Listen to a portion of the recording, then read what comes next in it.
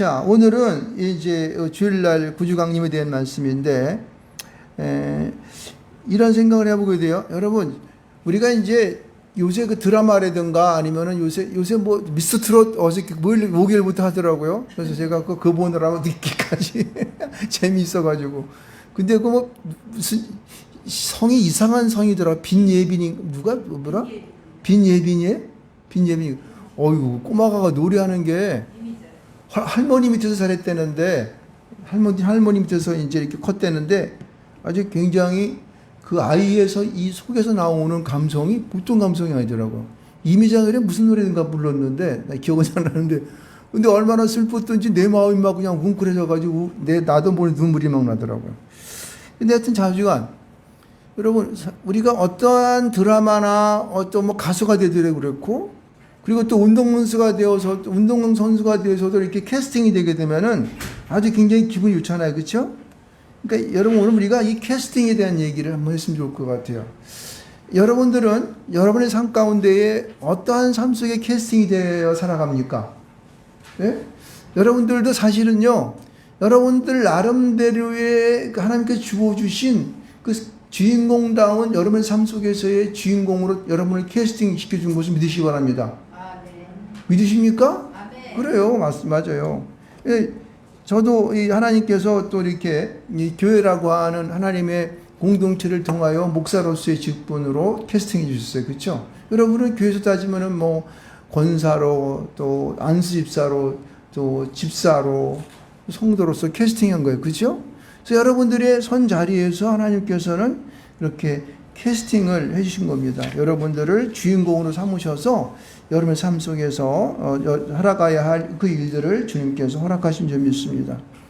근데 오늘 우리가 본문을 2장 26절 38절의 말씀을 봤더니 이 무대의 주인공이 누군 것 같아요? 예? 여러분 말씀을 읽으면서 생각 안 해봤어요?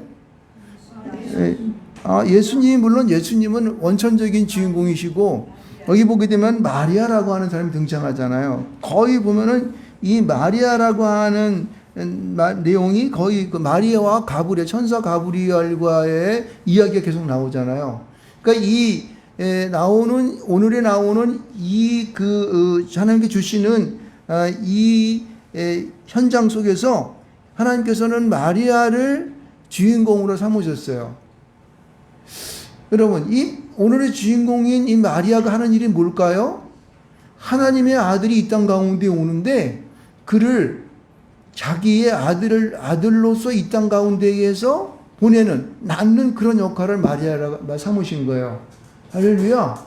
이것은 굉장히 중요하죠. 그래서 이 기독교에서 이 카톨릭 같은 경우에는 이 마리아를 마치 하나님처럼 예수님처럼 섬겨요. 성모 마리아요. 그래가지고 아주 굉장히 그를 높입니다. 근데 우리는 뭐 이제 이 마리아도 뭐 한 분의 그 예수 그리스도를 중심으로 한 분으로만 생각하는 거예요.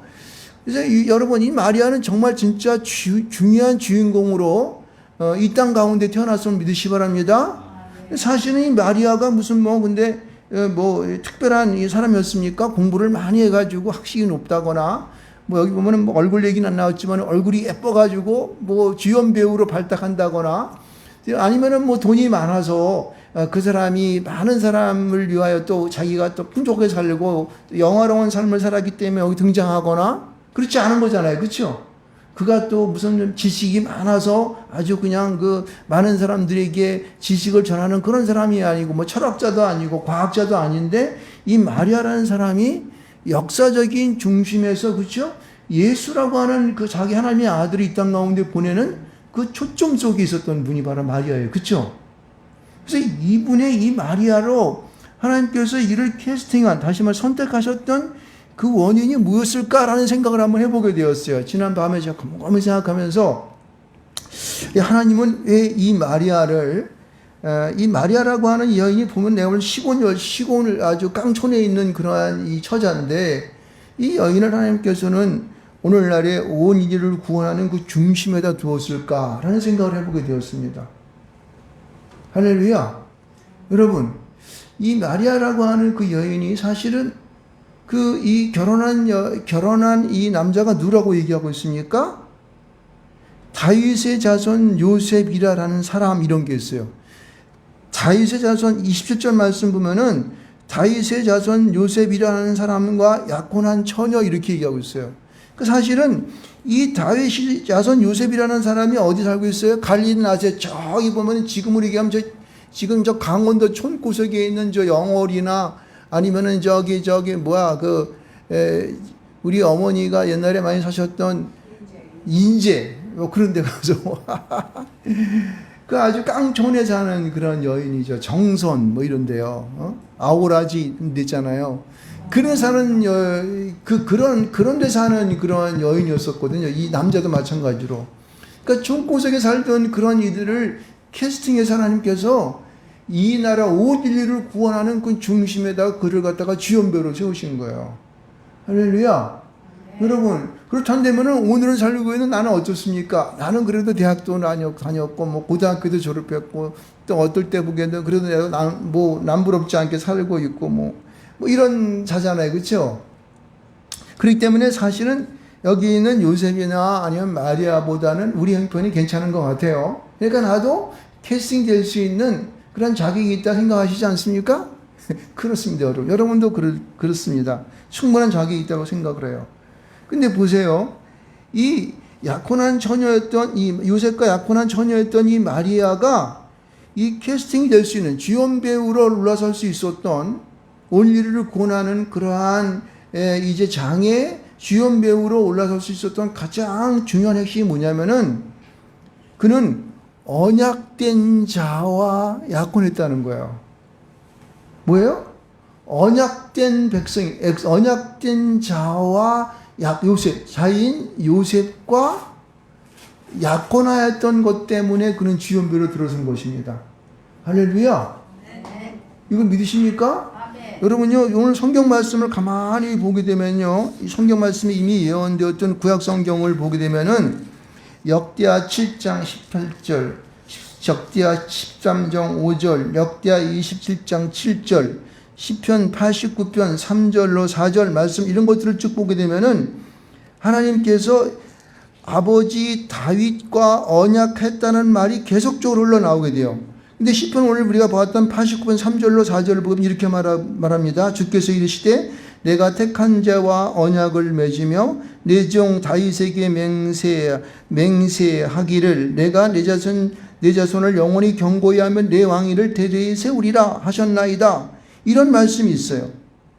그리고 이사야서 7장 14절 말씀 보면 이렇게 말합니다. 징조를 너에게 주실 것이라 보라 처녀가 잉태하여 아들을 낳을 것이요 그 이름을 임마누엘 하리라. 이 말씀이 있어요. 이게 무슨 말이냐면은 하나님께서는 다윗의 그 자손을 통하여 영원한 그 왕의 자리를 있게 하겠다는 말씀하신 거예요. 그래서 오늘날 이 땅 가운데에 왕으로 오시는, 제사장으로 오시는, 선지자로 오시는, 그리고 우리의 왕의 왕대심으로 오신 그 예수를 보내기 위해서 다윗이라고 하는 이름이 필요했어요. 그의 혈족들이 필요한 거예요. 그의 자손들이 필요한 것입니다. 할렐루야. 근데 요셉이라고 하는 이 사람이 다윗의 자손이었고 바로 하나님이 언약했던 그러한 하나님의 이미 선택된 언약된 백성이었기 때문에 그와 결혼하였던 그 여인을 어떻게 해요? 하나님께서 캐스팅한 거예요. 할렐루야. 그럼 그런 생각을 하게 돼요. 아니 그럼 저는요 절대 그런 뭐 언약된 백성하고 우리 뭐 김호철 안수집사님 무슨 뭐 언약된 자손입니까? 이렇게 대답할 수 있어요. 그럼 저는 어떻게 대답하겠습니까? 예, 그렇습니다 하고 대답해요. 왜냐하면은 보세요. 여기 언약된 백성이라고 하는 것은요, 하나님 예수 그리스도를 나의 구주로 영접한 모든 자들은 바로 언약된 백성이 좀 믿으시기 바랍니다. 이걸 꼭 믿어야 되는 거예요. 왜냐면은 예수님께서 이 땅에 오셔서, 왜냐하면 그 믿음, 예수가 우리 모든 자를 위하여 십자가에 지시고 십자가에 돌아가시고 그 다음에 사흘 만에 부활하셔서 하늘에 오르셔서 언젠가 이 땅에 오실 것을 믿는 모든 사람들, 이런 사람들은요 그 언약된 백성으로 인정받은, 믿음을 통하여 받은 거예요. 할렐루야. 그러므로 여러분들은 오늘을 살아가는 우리 모든 믿는 그리스도인들은요, 우리 모두는 다윗의 아들 요셉과 함께 나도 언약된 백성으로 살아간다는 확신을 믿으시길 주로 축원드리겠습니다. 이게 굉장히 중요한 거예요. 이것을 우리 마음 가운데에 꽉 붙잡아야 돼요. 우리는 예수를 믿는 믿음으로 말미암아 모두가 다 구원받는 자들이에요. 그 뜻은 뭐냐면 너는 언약된 백성으로 살아갈 그러한 분명한 어떻게 해요? 자격이 있다라고 하는 것입니다. 할렐루야. 에베소 2장 8절 말씀 이렇게 말하고 있어요. 너희는 그 은혜에 의하여 믿음으로 말미암아 구원을 받았으니, 은혜로 말미암아, 그 은혜로 말미암아 믿음으로 구원받았다고 그랬어요. 그래서 이것은 너에게서 난 것이 아니라 하나님의 선물이라고 말씀하고 있어요. 그러니까 우리 모두는 언약된 자의 그 자격을 하나님이 주시는 그 은혜로 우리는 선물로 받는 것입니다. 할렐루야. 그래서 여기 보면요, 이 여인은, 이 마리아라고 하는 여인은 그냥 언약된 자의 그런 자손이었던, 다윗의 자손이었던 요셉과 은혜로 결혼했어. 약혼했어. 뭐 결혼한 상태는 아니지만 약혼, 다른 성경은 정혼이라는, 옛날 성경은 정혼이라는 말을 썼죠. 그러니까 이 정혼이라는 말은요, 이 약혼과는 조금 더 어떻게 진보된 거예요. 그러니까 결혼과 약혼 사이에 있는 게 정혼이야. 중요도를 따지게 되면은. 그러면 결혼한 거나 마찬가지예요.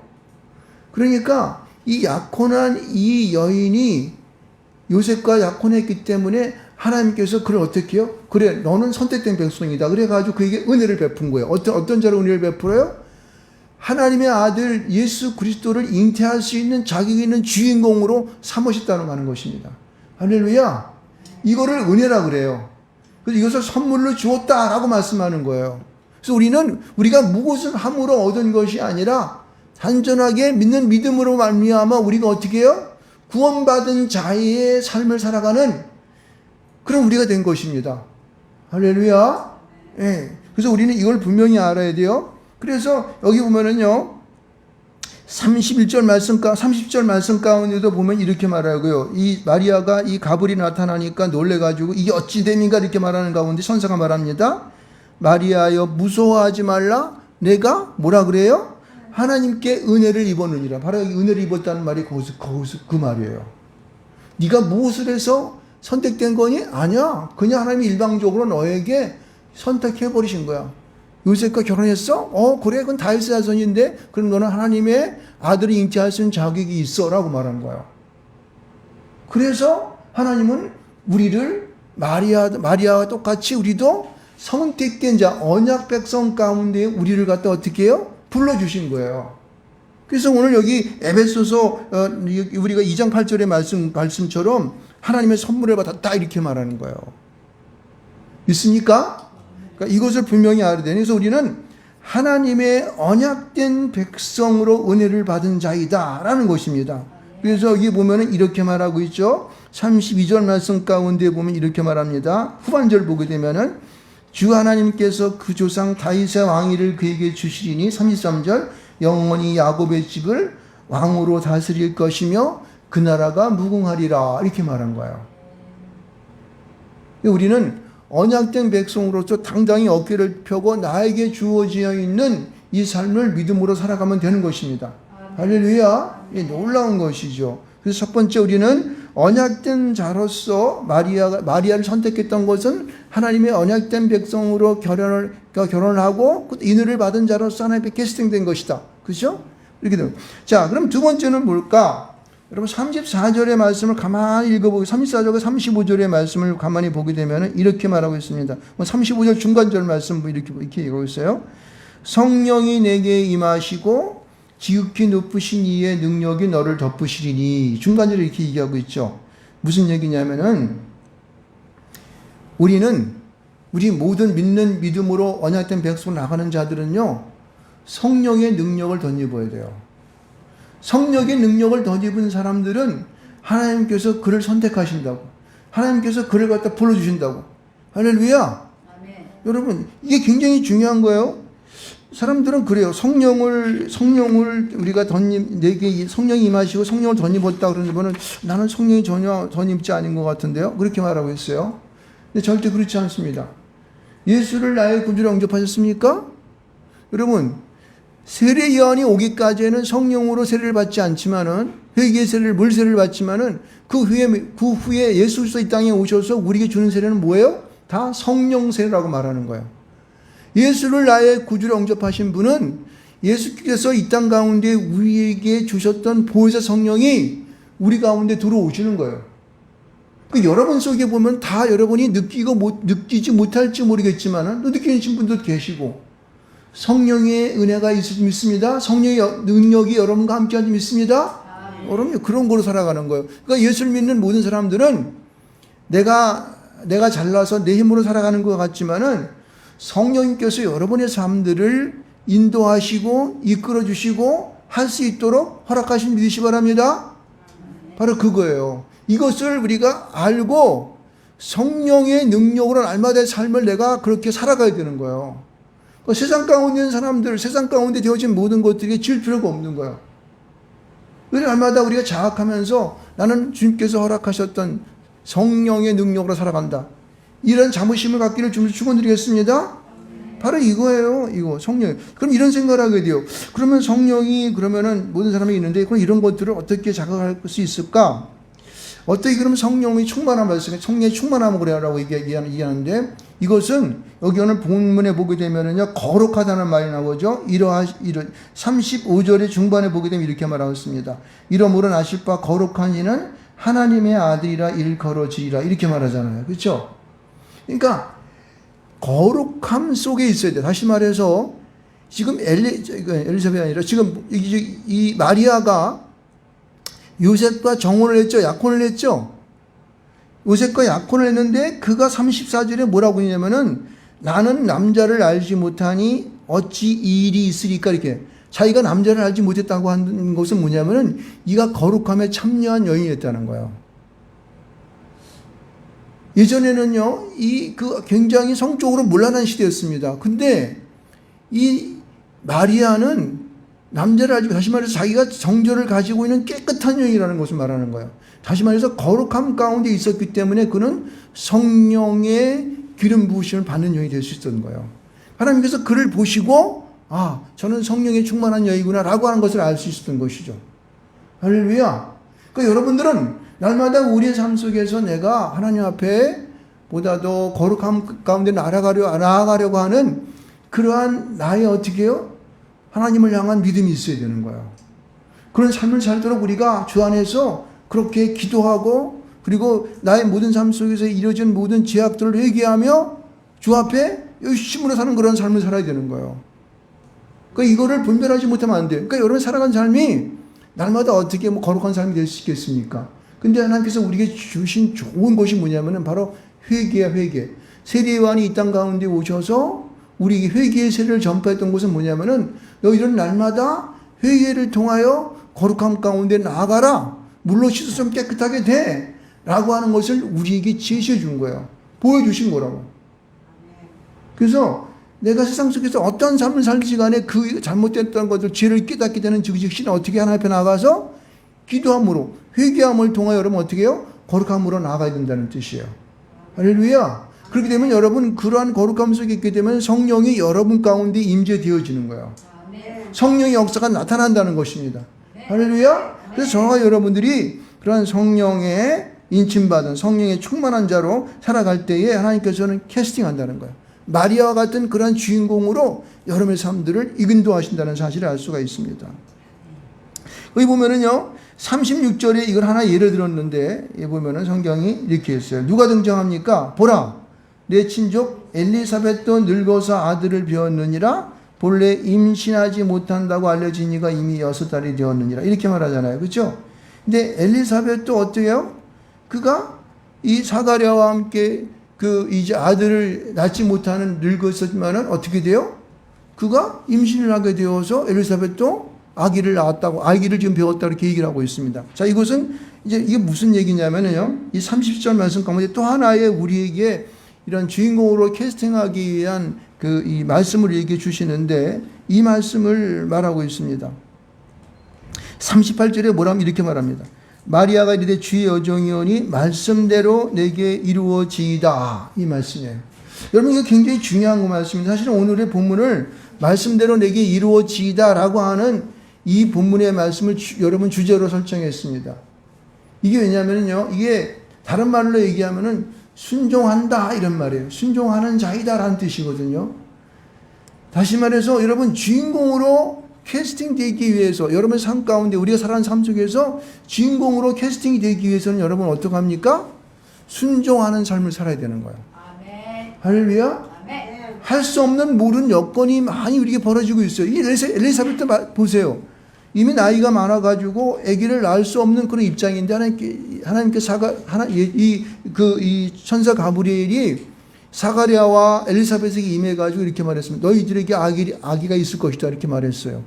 그들은 그것을 믿었습니다. 그리하면 어떻게 돼요? 그들은요 아기를 그 늦은 나이에 갖게 되었어요. 그래서 엘리사벳도 이미 6개월이 되었느니라 그 말이 그 말인 거예요.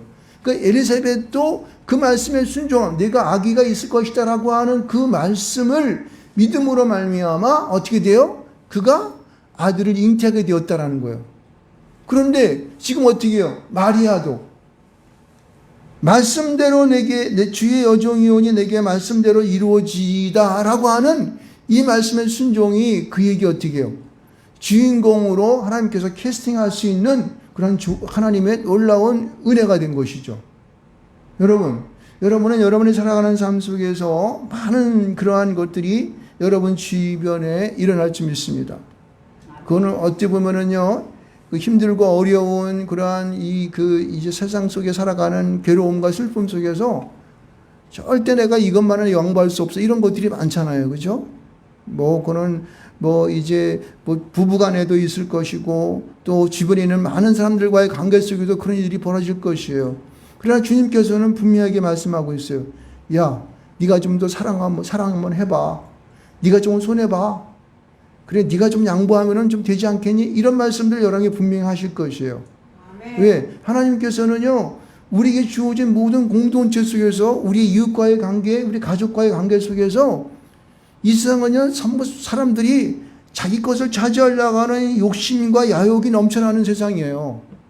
그런데 그들 가운데 우리 믿는 그리스도인들이 모두 한 발 뒤로 물러서고 양보하고 또 그들을 불쌍히 여기고 긍휼을 가지고 그를 돕는 역사, 봉사하고 섬김을 할 때에 이 세상은 어떻게 해요? 이 세상은 하나님 앞에서 평화롭게 되고 이 세상 가운데에 모든 사람들이 자유롭게 되고 이 세상 가운데에 그들은 평안 가운데 있어지는 것이에요. 화평이 올 수 있는 것입니다. 할렐루야. 그래서 순종이라는 게 필요한 거예요. 이 순종은 하나님께 순종하는 것이고 내 이웃을 내 몸과까지 사랑하는 그 말씀 속에 순종하는 것이에요. 그 위로는 하나님께 순종하는 것이요, 우리의 삶 속에서 우리 모든 자 가운데 순종하는 것이에요. 그것이 섬김과 봉사로 나타나는 것이죠. 할렐루야. 그래서 오늘 이 마지막에 우리에게 주시는 말씀대로 내게 이루어지이다라고 하는 이 순종의 말씀은 이것이 오늘 우리가 살아가는 가장 힘든 숙제라고 하는 것이에요. 앞에 것들은 우리가 단순하게 예수를 나의 구주로 영접하고 믿음을 가지고 살아가게 되면은요, 그리고 내가 하나님 앞에 회개하면은 더 금방 얻을 수 있는 것이지만은 이게 맨 마지막에는 38절에 나오는 주의 여종이오니 말씀대로 내게 이루어지이다라고 하는 이 말씀, 이 순종의 말씀은 이게 보통 힘든 게 아닌 거예요. 그런 것은 여러분이 주님 앞에 보다 기도하고 엎드리고 그리고 우리 세상 가운데 오는 여러 가지 힘들고 그리고 고초가 많은 그런 슬픔과 여러 가지 힘든 어려운 그런 일 가운데에서 여러분들이요, 우리 마음을 내려놓지 않으면 이룰 수 없는 것입니다. 여러분 이것을 감당해야 돼요. 보세요. 우리 마리아가 지금 약혼 믿기 안 했는데 아기를 덕고덩 뵀어. 근데 요셉에게 하나님께 임해서 야, 너 그 마리아 데려오기를 갖다가 네가 서슴지 말어. 이렇게 말했어요. 그러니까 이 요셉도 하나님 앞에 순종함으로 그 마리아를 데려왔죠. 근데 마리아가 한번 생각해 보세요. 자기는 아직도 결혼하고 잠자리도 같이 안 하는데 아기를 배우고 말해요. 10개월 동안 같이 살았으니 얼마나 힘들었겠어. 남편 눈치 보여가면서. 나는 절대 그런 일 없는데 하나 이상해요. 내가 왜 이상한 짓도 안 했는데 이렇게 아기를 뵀죠? 하면서 당신 옷이 이상한 짓 한 거 아니야? 이래가지고 의심했을 거 아니에요. 근데 이러한 여러 가지 어려움 속에서도 자기가 그것을 하나님의 아들을 잉태한 것을 알고 어떻게 해요? 인내하고 또 여러 가지 오는 고난과 어려움, 시집한테 얼마나 그것도 또 이 시어머니하고 시아버지가 눈치 봤을까? 주변에 있는 또 올케나 무슨 시아주머니나 이상하게 생각할 거 아닙니까? 예? 그러니까 이런 모든 자기에게 오는 고난과 어려운 것들을 인내하고 어떻게 해요? 순종하는 것이 계속적으로 되지 않으면은 이룰 수 없는 일이었다는 것입니다. 할렐루야.